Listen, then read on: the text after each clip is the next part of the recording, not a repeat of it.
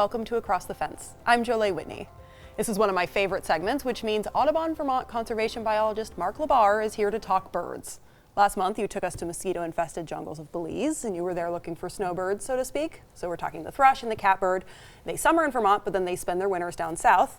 And when we last wrapped up last month, you told us that you would show us some birds that you saw down in Belize that maybe we don't see up here in Vermont. Yeah. So let's start by talking about why you were even in Belize. Okay, so I was working on a project with Mass Audubon and the program for Belize. They have a conservation property down there in Belize called the Rio Bravo Conservation District, where they sustainably harvest lumber and do a lot of other ecologically proper things. And so our goal was to go down and see how the birds that are come up here in the winter, as well as residence birds, were doing with that, that work that's being done there at the Rio Bravo Center. So I was down there, fortunately, working with a couple of young guys, Amir and Mike, who I had worked with in the spring. And the three of us were in charge of banding birds, which is basically catching birds, putting little middle bands with a nice little number on it, which is unique to that number, so that we can get information from the birds and then track them over time. And how long have you been going down to Belize? This isn't your first rodeo. No, my first trip down was back in the early 90s, and then I went down in 2019. As I said, I was there in the spring and again this fall. So yeah, it's a nice place to go in the wintertime. Absolutely, a bit of a snowbird yourself, so to speak. Yes. All right, now let's talk about some of the birds that you saw while you were down there. Okay, well, when we went out there, we would go out and the forestry crew that worked for the program for Belize would create a little space in the forest for us to set up our banding station. This is a group of guys, both from the program for Belize as well as me, Amir and Mike, the two guys that were in charge of the project.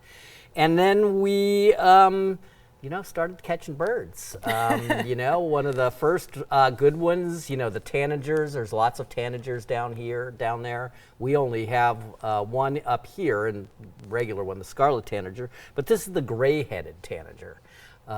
Just a sharp-looking bird with, that contrast between the head and body.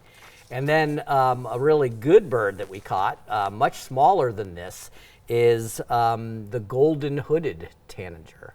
And now this is a tanager that, is more along the lines of the size of a sparrow, so much smaller than the gray-headed or the scarlet tanager we get up here. But this was a new bird for me when we caught it, so that was pretty exciting.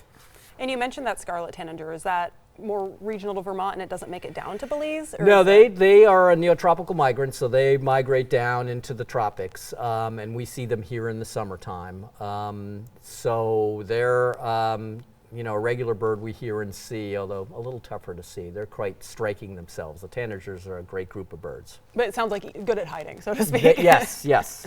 All right, so other than tanagers, what did you see? So another great bird that we caught that I had never caught before, this is a red-breasted chat. This was one of the rarer birds that we caught, or ones that we didn't catch that frequently down there. And for me as a bird bander, it's always great to be able to catch and handle a new bird. You add that to your list. And this was a great one. And then one of the more common birds that we caught on a regular basis is the white-breasted wood wren. Cute little birds, fly around. They can tangle themselves up in the net quite a bit, the mist nets, which is what we use to catch them. But a little, not as colorful, but still quite an attractive looking bird. And we have a couple photos coming up of birds that you don't necessarily see in Vermont. Can you tell me about the ivory-billed wood creeper? Yeah, so these are the wood creepers, which act kind of like woodpeckers, or similar to our brown creeper that we have here. These are birds that scurry up the sides of trees, and this is the ivory-billed wood creeper. So this is one of the bigger ones that we caught. And then we also caught another couple other ones, tawny wood creepers. And then this little guy is the wedge-billed wood creeper. We caught quite a few of those. And they use their tails to support them as they move up a tree, much like a woodpecker or a creeper would do. So there were a number of birds in this family that we caught. and it was always really cool to see them. And then one of my favorites, the first time I went down to Belize, we caught a number of these, and this is the white-whiskered puffbird. Very distinct looking bird. Yes, it is a very distinct looking bird, and when I was down there the first time, this didn't happen next time, you could always tell somebody that had caught a puffbird because they had an odor about them, which was kind of unique. But this time around, I didn't really, we caught a couple of them, and that wasn't necessarily the case. Yeah, when I think birds, I don't necessarily think distinct smell. Yes, yeah. Well, if my memory recalls, that was years ago. You caught a puffbird, Courtney. It was one of those things. And you also caught a blue-backed grosbeak? Yeah, so these, every once in a while you put your, we'll go out, we set up mist nets, which are the nets that we use, and the birds just randomly fly into them. We collect them, put them in a bag to bring back to the banding station, and sometimes you put your hand into the bag and you encounter a bill like this. And these folks can bite.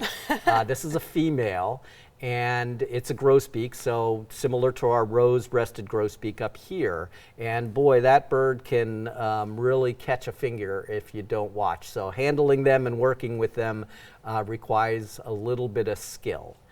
And then, you get beauties like this. This is the red-legged honey creeper. And you can kind of see there right near my fingers those red legs, but this blue and black tropical bird is just highlighted by this set of red legs when they're around. So just a great little bird, another one for me to add to my list. Feels like we don't see a lot of birds that vibrant back here. No, there are some indigo buntings. Sure. They're nice and bluebirds and such. Certainly no sparrows like this. This is the crimson-collared sparrow. And this is one that, we caught. Actually, I'm looking at this now. This might be a crimson-collared tanager. See, when I'm down there, I don't know everything. Not that I know everything up here, but I'll have to look that one up. I was going through some of my photos, and and it's funny because when I'm down there and I'm working with these two young guys that have been there working now for a while, they've gotten so good at doing the banding that they, have become the teacher in some extent. No, Mr. Mark. No, they call me Mr. Mark. No, Mr. Mark, that's not what that is. And I'll look it up in the book and everything like that. So yeah, we all make mistakes. Definitely a partnership. It definitely is a partnership, yeah. And we were speaking about grosbeaks, and I think you mentioned the red-breasted grosbeak. Yes. Do we also have a pine grosbeak here in Vermont? We have pine grosbeaks and evening grosbeaks. And the pine grosbeaks show up some years. They're a bird that drops down and we see in the wintertime that breeds further north. Evening grosbeaks have unfortunately been suffering in decline in their things. So, they're kind of funny because they'll show up down the road at the Birds of Vermont Museum at their feeders, but they don't show up at ours. So birds with big bills. Absolutely. And the grosbeak, the red-breasted grosbeak, rose-breasted grosbeak that we have is one that is, again, another neotropical migrant that comes back, and we'll begin seeing them, mid-May or something like that. They'll start showing up, and, folks will begin to see them at their feeders or hear them in the woods. So, good birds. And in your experience, does their bite pack the same punch as It certainly does. It does. It certainly does. They're right up there with cardinals. Cardinals are another one, seed-eating bills that they use to crack those seeds. And they manage to get you right there sometimes. And it can be quite a little bump. And yesterday at the Audubon, we saw a shrike, which is another one. Doesn't have a big bill like that, but has a hook on the end, kind of like a raptor. And man, they can nail your fingers too. So all the hazards of being a bird bander, my fingers are, I'd make a good hand model. Absolutely. If we learned anything today, it's don't get on the wrong side of a grosbeak. That's right. Absolutely. So were you down there banding all the birds you saw? So in this case, many of these birds we did. We caught them out there and we would band them. But, we were at the Hillbank Field Station. Again, we were doing work with Mass Audubon and Partners Belize. And as much as our field station here was a little rustic and we're out there, Hillbank was pretty plush. It was a nice place, and so I'd sit out on the porch, and it's nice to be down in a place where you don't have to work that hard in order to get your cool birds. And so while I was sitting on the porch, I had this ocellated turkey come by, or a little flock of them. And this is a bird that outside of the preserve you don't come across. They're regularly hunted by the Belizeans and so on and so forth, so they're pretty scarce. But here at Hillbank, about 9 miles inside the conservation area, they kind of roam freely, and they don't have to worry about anybody coming after them. So always nice when you do that porch birding.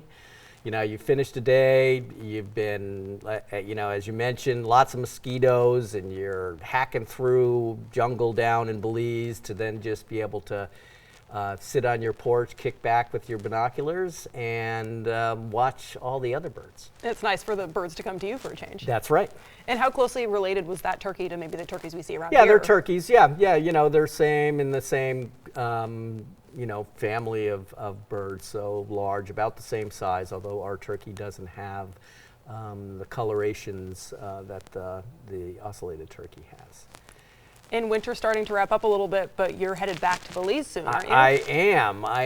I've been really fortunate these past couple of years. Winter is wrapping up, and of course all those neotropical migrants that you mentioned are beginning, well, maybe not right now, but soon, next month, to think about heading north. So I will be volunteering at the Toucan Ridge Environmental and Education Society, where they run a migration station. And I'll be working with them to, again, hopefully train volunteers, or in this case, interns, to learn how to band and identify birds and collect the data, the morphometric data that we collect.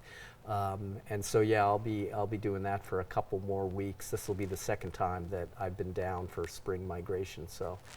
Exciting. And we look forward to hearing about it here on Across Events. Yeah, it works out really nice. Well, if I come across any new ones, I'll certainly... Oh, I better be the first to know.